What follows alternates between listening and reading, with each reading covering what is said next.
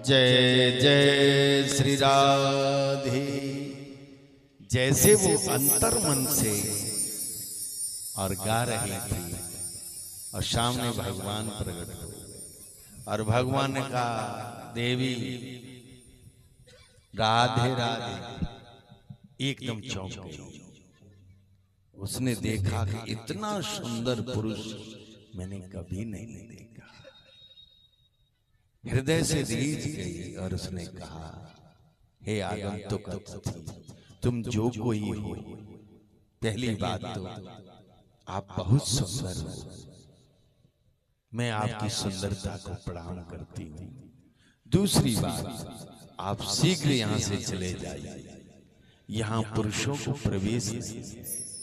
मेरे पिताजी जाग गए तो कदाचित तुम्हारी हत्या कर देंगे। भगवान बोले ये मणि है, उसे हमें दे दो, ये मणि हम लेने आए। वार्ता हो ही रही थी कि अंदर सो रहे ऋक्षराज जाग गए और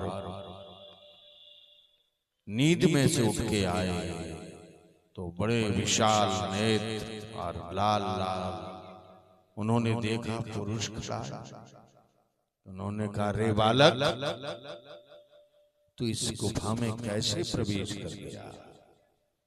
ये गुफा पुरुषों के लिए वर्जित है, शंकर के दूतों ने रोका नहीं। भगवान बोले देखो बाबा, ये मणि हम लेने आए हैं, ये मणि हमें दे दो। एकदम बोले मैं तुम्हें बालक समझ के बात कर रहा हूं, मुझे तुम्हारे ओठों पर अभी माँ के दूध की धारा दिखाई दे रही है। क्यों प्राण खोना चाहते हो? यहां से वापस चले जाओ। ये मणि मैंने अपने विशाल पौरुष से सिंह को मारकर प्राप्त की है, इसे मैं नहीं दे सकता। अब भगवान तो बड़े विनोदी। भगवान ने कमर पे हाथ रखे और गर्दन को टेढ़ा किया और बोले बाबा बुढ़ापे में भी इतनी गर्मी है, अब किसी बलवान को कोई छेड़े तो एकदम बोले अरे ढीठ बालक, तू मेरे बल को नहीं जानता, तू मुझे नहीं जानता। बताओ बाबा, अब तो बूढ़े हो गए। मैं श्री राम की सेना का महान नायक हूं, सबसे बुद्धिमान और सबसे बलवान था। उसमें 12 योद्धा थे, द्विविध मयंक नील नल, अंगद गद विकटास, दधमुख केहर निषट सठ, जाम मंत बलिराज।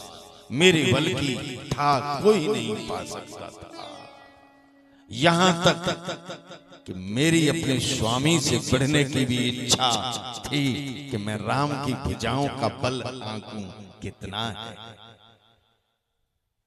अब तो उन्होंने अपना परिचय दिया कि मैं जामवंत हूं, लेकिन भगवान बोले वो जमाना लद गया बाबा, आप हमारी एक प्रहार नहीं सह पाएंगे।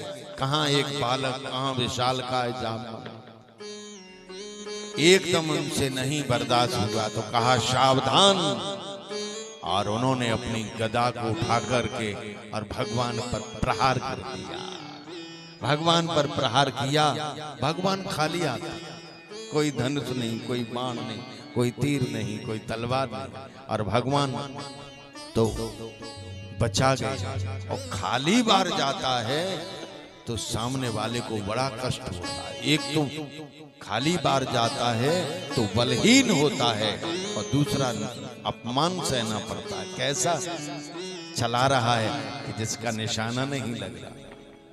बार पर बार करते गए पर भगवान के पास एक भी बात नहीं आया।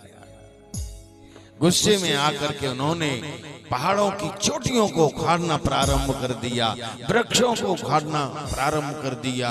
संसार का ये सबसे बड़ा द्वंद्व युद्ध हुआ। द्वंद्व युद्ध तो भीम और जरासंध का भी था, लेकिन रात्रि में दोनों विश्राम करते थे। कृष्ण और जामंत का युद्ध ऐसा हुआ जिसमें न रात्रि न दिन कभी बंद नहीं हुआ। 27 दिन बीत गए, 28वां दिन प्रारंभ हुआ। भगवान श्री कृष्ण ने अपने बाएं चरण को आगे बढ़ाया और दाहिनी मुष्टिक से एक प्रहार जामंत की छाती पर किया तो एक घड़ी के लिए जामंत मूर्छित होकर गिर पड़े। एक घूंसे से 27 दिन तक भगवान नचाते रहे और 27 दिन बाद एक मुष्टिक मारा, जामंत मूर्छित हो गई। एक घड़ी 24 मिनट बाद होश आया। होश आया तो जामंत की बुद्धि ने कार्य किया। बुद्धिमान है ना, ये मनुष्य नहीं हो सकता। पहली बात तो गुफा में मनुष्य प्रवेश कर ही नहीं सकता। दूसरी बात, इसके एक मुष्टिक को मैं नहीं सह सका। मेरे एक मुष्टिक में रावण रथ से विरथी हो गया था। एक घूंसा मैंने रावण के मारा था। रावण जैसा बलवान योद्धा एक घूंसे में रथ से नीचे गिर पड़ा था और मूर्छित हो गया, और इसके एक घूंसे में मैं मूर्छित हो गया, तो ये कितना बलवान कौन हो। आज जामवंती ने दोनों करवृद्ध होकर कहा कि आप कौन हैं, अपना परिचय प्रकट करें। उसी गुफा में और भगवान ने श्री राम रूप रख लिया। जो राम बने तो फिर तो जामवंत चरणों में गिर पड़े, मुझे मार डालो स्वामी। हे नाथ, मैं दिन रात तुम्हारी पूजा करता था, तुम्हारी ही अर्चना करता था, तुम्हारे बल पर रहता था, और आज तुम मेरे दर आए तो मैं कितना अभागा हूं, तुम्हें पहचान न सका, वाणी से भी कोई मधुर बात न कह सका, और मैंने तुम्हें गालियां दी और प्रहार कर डाले। हे नाथ, मुझे मार डाला। भगवान ने उठाकर अपने कंधे से और कहा कि हे जामवंत, ये सब हमारी इच्छा से हुआ। इच्छा? हाँ, जब राम रावण का युद्ध चल रहा था, मेरी विशाल भुजाओं को देखकर आपने कहा, मन में संकल्प किया कि अजनाब बाहु, कितना बल होता अगर ये मेरे स्वामी न होते तो एक बार मैं इनके पंजे से पंजा बढ़ाता। तो हमने उसी समय वचन दिया था हृदय से कि अगले जन्म में हम तुम्हें अपनी इस विशाल बाजुओं का बल दिखाएंगे। इसलिए तो जामवंत ने कहा, हे नाथ, अगर आपने मुझे क्षमा कर दिया है तो मेरी एक कथा सुन। हम वहां से चले आए। मेरी पत्नी का नाम मधुमती है। हमने शंकर की भार्या माता पार्वती की बड़ी भारी तपस्या की, और तपस्या करके पार्वती और शंकर ने एक साथ और दर्शन दिए।